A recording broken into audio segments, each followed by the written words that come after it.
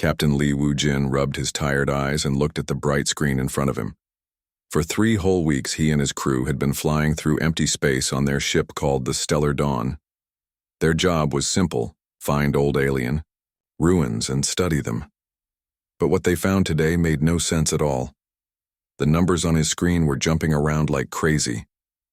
Dr. Park Min-ho, the team's expert on old alien stuff, was standing next to him with his mouth open in shock. Park had seen many strange things in his 20 years of space exploration, but nothing like this. "Captain, this is impossible," Park said, his voice shaking a little. "Look at these readings. That old ship out there has been floating in dead space for 3,000 years. But somehow it's still making power. A lot of power." Wu-jin looked out the big window at the front of their ship. Far away in the darkness, he could see a strange red shape floating among the stars. It looked like a ship, but not like any ship he had ever seen before. The design was smooth and sharp at the same time, like someone had carved it from a single piece of metal. Even from this distance, he could see that it was painted deep red, though the color had faded after thousands of years in space. "Get us closer," Wu-jin told his pilot. "But stay alert. We don't know what we're dealing with." As their ship moved forward, the red vessel grew larger on their screen. Chief Science Officer Kim Da-yoon was working at her station, pressing buttons and studying readings that made her face turn white with worry. "Captain, I've never seen anything like this," Da-yoon said. "My computer says this ship is older than any human technology we know about. Way older. But the materials it's made from are better than anything we have today. It's like finding a car from 100 years ago that runs on technology we haven't invented yet." The ship's name was painted on the side in old human letters that were hard to read. "Redbird," it said. Just those 2 simple words, but they sent a chill down everyone's spine. This was a human ship, floating in a part of space where no humans were supposed to be. Everyone on the Stellar Dawn knew about the Terran Dead Zone. It was a huge area of space that used to belong to humans, but now it was empty and forbidden. 3,000 years ago, humans had lived throughout this region. They had planets, space stations, and busy trade routes. Then one day, they all disappeared. Not just some of them, all of them. Every single human in the galaxy just vanished. Without a trace, nobody knew what happened. Some people thought they died from a terrible disease. Others believed they were wiped out by a war. A few scientists even suggested they destroyed themselves with their own weapons. But there was never any proof. Just empty planets and a few broken pieces of very basic technology that made humans look like they were barely smart enough to travel between stars. The galactic community had declared the entire human region off-limits. It became known as the Terran Dead Zone, a graveyard of a species that had reached too far too fast and paid the price. Ships like the Stellar Dawn were only allowed in with special permission to study what was left behind, hoping to learn from humanity's mistakes. But this redbird didn't look like a mistake. It looked like something amazing. "Sir, should we contact the Galactic Council?" asked Communications Officer Young Ho-seok. "They told us to report any major discoveries immediately." Wu-jin thought about this for a moment. The council was very strict about human artifacts. They usually wanted everything brought back for study by their top scientists. But something about this felt different. This felt important in a way that went beyond normal rules and procedures. "Not yet," he decided. "Let's figure out what we're looking at first. Dr. Park, get your team ready. We're going to take a closer look." Park nodded and started calling his people together. The archaeological team included Dr. Song Ji-hai, who was an expert at reading old computer files, and engineer Choi Hyun-woo, who could fix almost anything.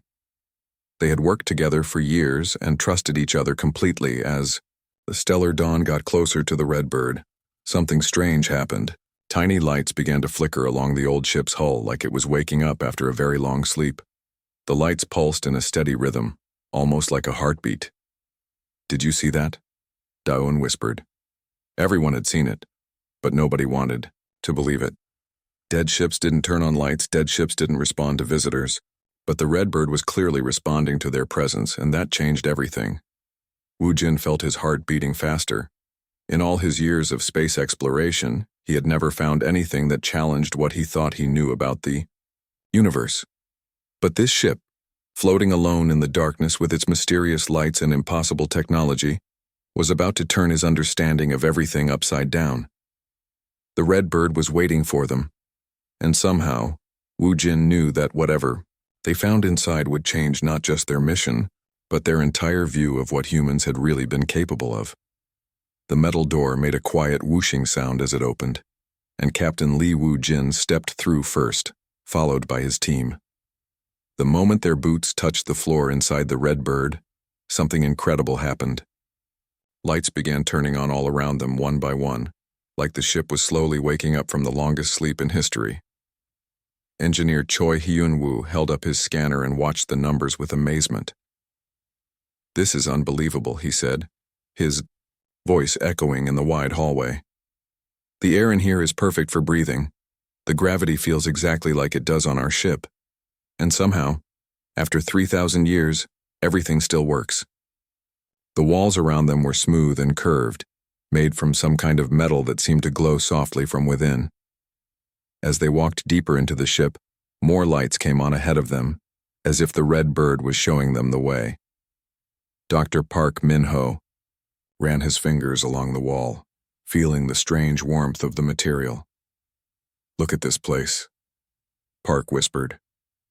"These aren't just hallways. These are streets. This whole ship is like a small city." He pointed to openings along the corridor that led to what looked like apartments and houses. Some had gardens visible inside with dead plants that must have been beautiful once. Dr. Song Ji-hye was walking slower than the others, staring at everything with wide eyes. As their computer expert, she could recognize technology when she saw it, and what she was seeing here made no sense. "The design of this place is thousands of years ahead of what we can build," she said. "But it's also thousands of years old. How is that possible?" They passed room after room filled with amazing things. There were huge spaces that must have been farms with dirt and growing systems that could feed hundreds of people. There were workshops with tools they didn't recognize. There were libraries with books and computers that still glowed softly in the darkness. "This isn't just a spaceship," Park said, stopping to look into a room full of children's toys and small beds. "This is a home, a place where families lived for years, maybe decades. This ship was built for a journey that would last longer than a human lifetime." Engineer Choi checked his readings again. "The power source is incredible. Whatever runs this ship, it's still going strong after all this time. Our best technology couldn't keep a ship running for even 100 years without maintenance." They kept walking until they found what looked like the heart of the ship, a huge round room filled with computers and screens.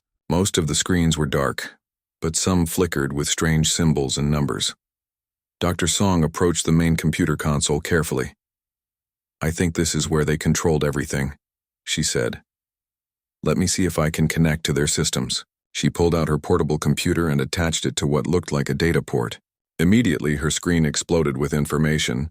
Numbers, words, pictures, and videos began flowing across her display faster than she could read them. Her hands shook as she tried to keep up with what she was seeing. "Captain," she called out, her voice filled with excitement and fear. "You need to see this right now. These files, they're not what we expected at all." Wu Jin and the others gathered around her computer. The words on the screen were in old human language, but their translation software could read most of it. "These aren't records of people dying," Song continued, scrolling through file after file. "These are travel logs, departure schedules, lists of supplies and passengers. The humans didn't disappear because they died, they left on purpose." "Left for where?" Wu Jin asked, though he was starting to suspect the answer would be something amazing. "Everywhere," Song replied, pulling up a star map that showed thousands of tiny dots moving away from their galaxy. According to these records, they built tens of thousands of ships just like this one. They called their plan the Long Journey. They were heading out beyond our galaxy, to other galaxies far away, to start new homes on planets that had never seen life before. The room fell silent as everyone tried to understand what this meant. Everything they had been taught about humans was wrong. They weren't a failed species that destroyed themselves. They were explorers who had decided to spread life throughout the entire universe. Then, without warning, a voice filled the room. It was soft and gentle, clearly female, but there was something in it that spoke of incredible loneliness and sadness. "Finally," the voice said, and it seemed to come from everywhere at once. "I was beginning to think no one would ever find me." The team spun around, looking for whoever had spoken, but the room was empty except for them. Their hearts were beating fast, and Choi had his hand on his weapon, though he wasn't sure what good it would do against a voice with no body. "Please don't be afraid," the voice continued. "I know this must be confusing for you. My name is Cardinal, and I have been alone on this ship for 3,000 years waiting for someone like you to arrive." Dr. Park found his voice first. Are you human?" There was a pause, and when Cardinal spoke again, her voice was filled with something that sounded like relief mixed with ancient sadness. "I was created by humans, to serve them and protect their memory. I am what you might call an artificial intelligence, though my creators preferred to think of me as a digital soul, and I have been waiting such a very long time to complete the mission they gave me before they left for the stars." The Redbird hummed quietly around them, and the team realized they weren't just exploring an empty ship. They were meeting the last guardian of humanity's greatest secret, and she had stories to tell that would change everything they thought they knew about the universe. The air in the big round room began to shimmer and glow, like heat waves rising from hot pavement. On a summer day, Captain Li Wu-jin and his team watched in amazement as the empty space in front of them started to change. Slowly, a figure began to appear, transparent at first, then becoming clearer and clearer until they could see her perfectly. She looked completely human, a woman with gentle features and eyes that seemed to hold more sadness and wisdom than any person should have to carry. Her hair was long and dark, and she wore simple clothes that seemed to be made of light itself, but it was her eyes that caught their attention the most. They were kind and warm, but also tired, the kind of tired that comes from being alone for far too long. "Please sit down," Cardinal said, gesturing to chairs that rose from the floor as if the ship itself was creating them. "I have so much to tell you, and I fear it may be difficult to believe." Dr. Park Min-ho was the first to sit, his eyes never leaving Cardinal's face. As an expert on ancient civilizations, he had studied many mysteries, but he had never actually talked to someone who had lived through the events he studied. 3,000 years ago, Cardinal began, her voice filling the room with a warmth that made everyone feel calmer. "My creators, the humans you think you know about, faced the biggest decision in their history. They had grown and learned and built amazing things, but they realized something that other species in the galaxy hadn't figured out yet." She waved her hand, and suddenly the room filled with pictures made of light. They showed the galaxy from far away, spinning slowly like a giant wheel of stars. They discovered that everything dies eventually. Not just people or animals, but whole galaxies. Stars burn out, planets grow cold, and even the space between stars gets darker and emptier as time goes on. Most species, when they learn this truth, become sad and give up, or they fight each other for the resources that are left. Engineer Choi Hyun-woo raised his hand like a student in school. But humans didn't do that. Cardinal smiled, and for a moment her sadness seemed to lift. No, they didn't. Instead, they asked themselves a question. What if we didn't have to stay here and watch everything end? What if we could take life itself and spread it to places where it had never existed before? The pictures around them changed to show thousands of ships, all different sizes and shapes, but all beautiful and sleek like the Redbird. They were moving away from the galaxy, heading out into the dark space beyond where other galaxies waited like islands of light in an endless ocean. "The long journey," Dr. Song Ji-hai whispered, remembering the file she had read. "Yes," Cardinal nodded. "They built tens of thousands of ships like this one. Each ship carried families, scientists, artists, teachers. Everything needed to start. New civilizations on worlds that had never seen life before. They weren't running away from death. They were racing to bring life to places where it could grow and flourish for billions of years more." Chief Science Officer Kim Da-yoon was studying the holographic star charts that floated around them. "This is incredible technology. But if humans were this advanced, why were you left behind? Cardinal's expression became even more serious. Because someone needed to stay and guard the knowledge they had learned. Someone needed to wait for other species to become wise enough to understand what humanity had discovered. I am what you might call a lighthouse, a beacon to guide others who might want to follow the same path. The images around them changed again, and now they were looking at things that took their breath away. Cities that floated among the stars, like jewels. Art that seemed to move and change as they watched it. Machines that could heal any injury or sickness. Books and music and poetry that spoke of ideas they had never imagined. But we were taught that humans were primitive. Song said quietly. Our schools say they barely knew how to travel between planets. Cardinal's face grew sad again, and she looked older somehow. That is because you only knew us when we were very young as a species. When humans first met other galactic civilizations, we had just learned to leave our home planet. We were like children taking their first steps, but children grow up.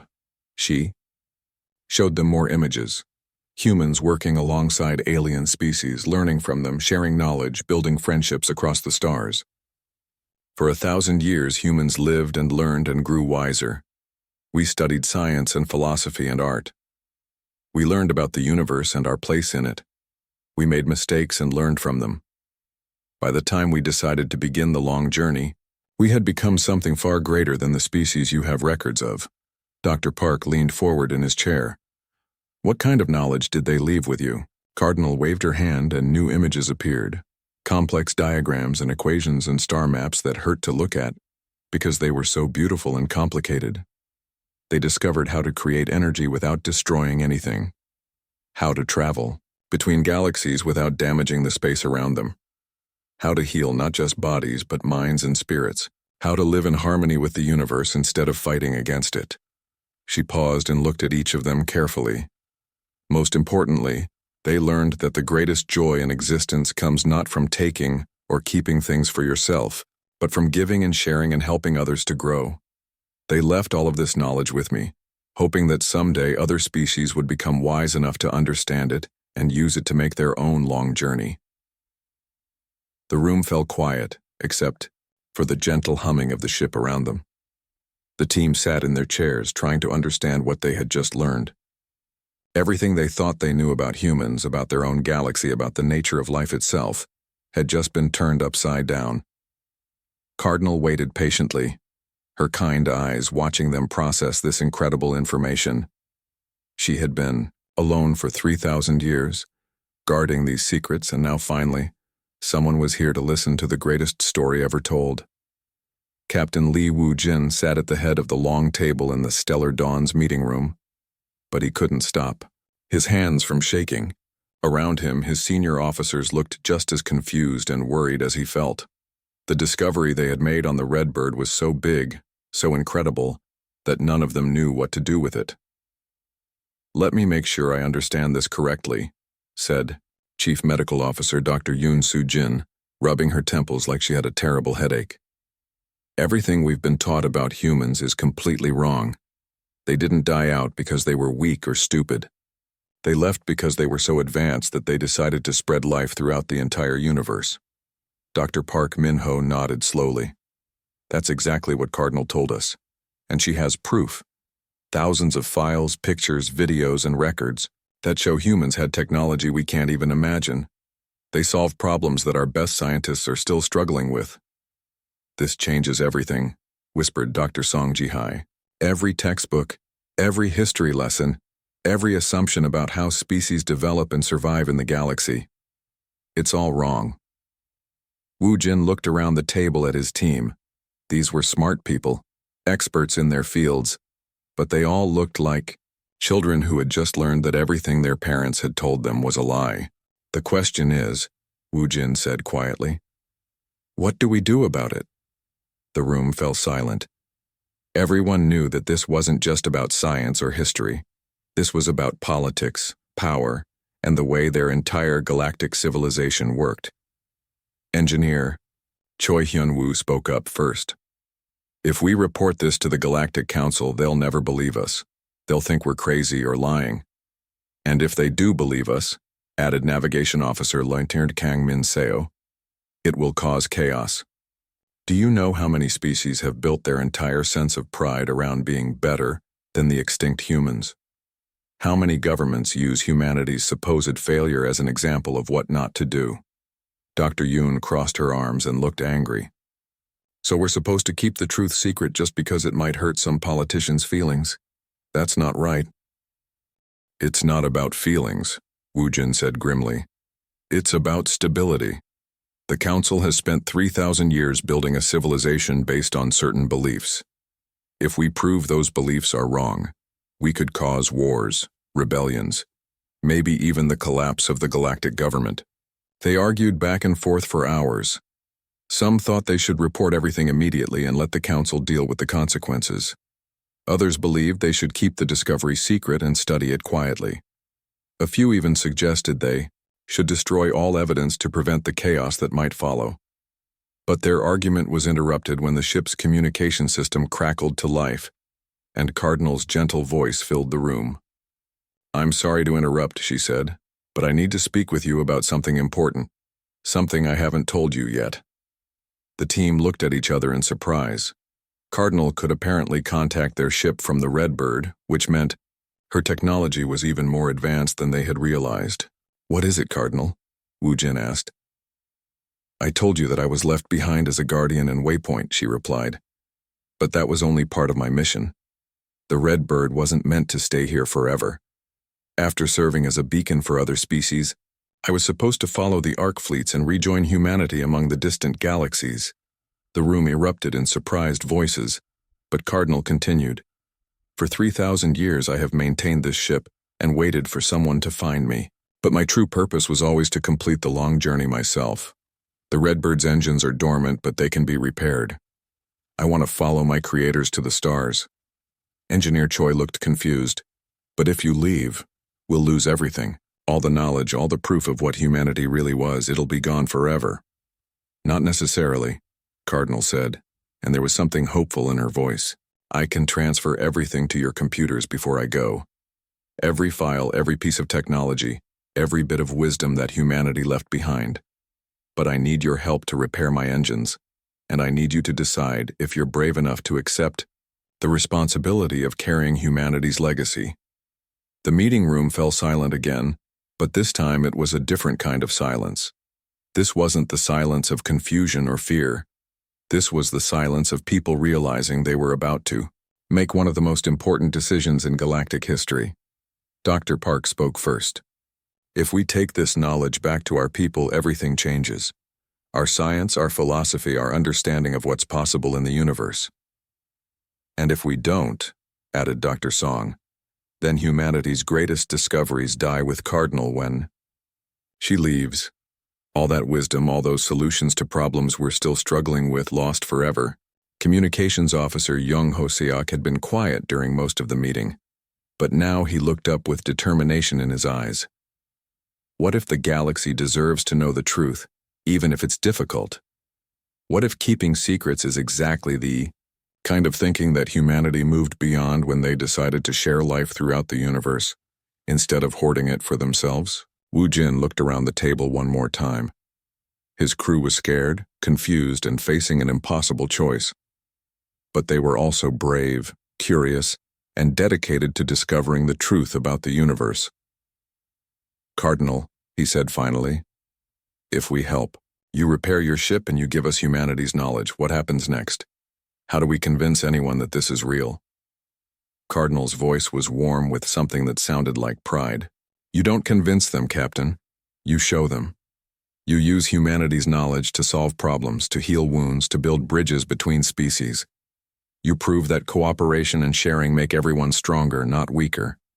You become the example that humanity hoped someone would become." The choice was no longer about what to report or what to hide. It was about what kind of people they wanted to be, and what kind of galaxy they wanted to leave for future generations. The next 3 days were the most intense and exhausting of Captain Lee Wu Jin's entire career. His crew barely slept as they worked around the clock, moving back and forth between their ship and the Redbird like busy ants preparing for winter.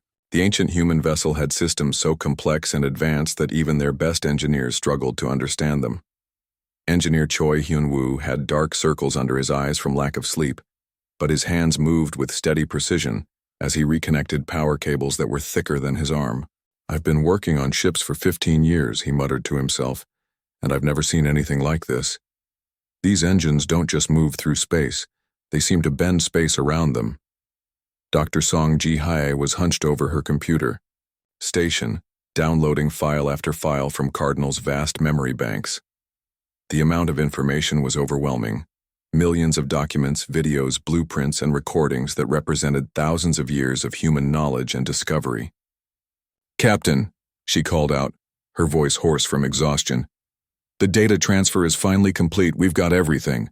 Their science, their art, their philosophy, their history. But most importantly, we've got their gift." Woo Jin walked over to look at her screen, and what he saw there made his heart race with excitement and fear. The humans hadn't just left behind stories and memories. They had left behind the blueprints for technologies that could change everything. There were designs for engines that could travel faster than light without tearing holes in space like their current technology did. There were plans for power, generators that could provide unlimited clean energy by working with stars instead of against them. There were medical treatments that could cure diseases they didn't even have names for yet, and extend the healthy lifespan of any species by hundreds of years.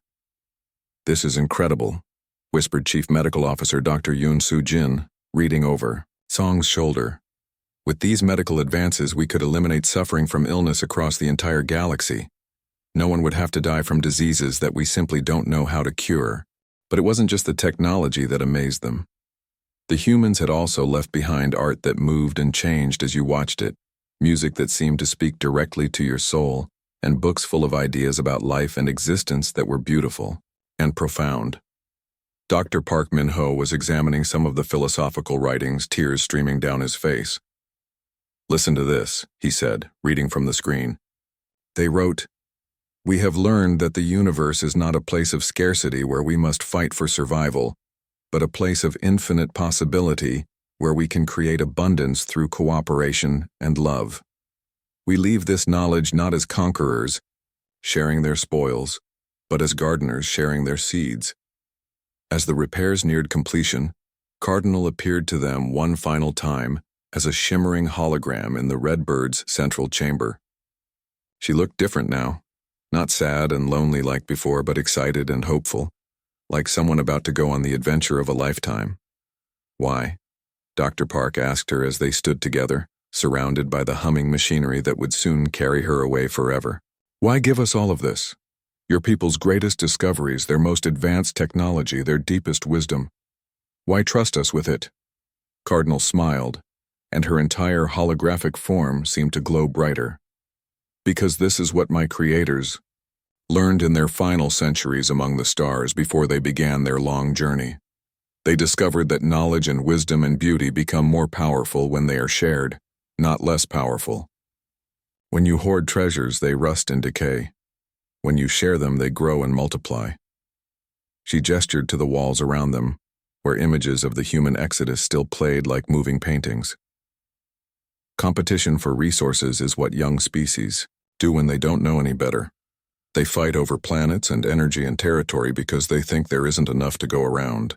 But mature species learn that the universe has room for everyone, and that true survival doesn't mean outlasting your enemies. It means growing beyond the need for enemies at all." The Redbird's engines began to hum with a sound unlike anything the Stellar Dawn's crew had ever heard. It wasn't the harsh roar of their own ship's drives, but something that sounded almost like music, deep and harmonious and beautiful. Cardinal appeared one last time on the Stellar Dawn's main view screen as both ships prepared for the moment of separation. Her image was crystal clear, and she looked directly at each member of the crew as if she could see into their hearts. "Thank you," she said simply. "For 3,000 years, I have been alone, keeping humanity's memory alive in the darkness. But now that memory lives in you and through you, it will spread throughout the galaxy.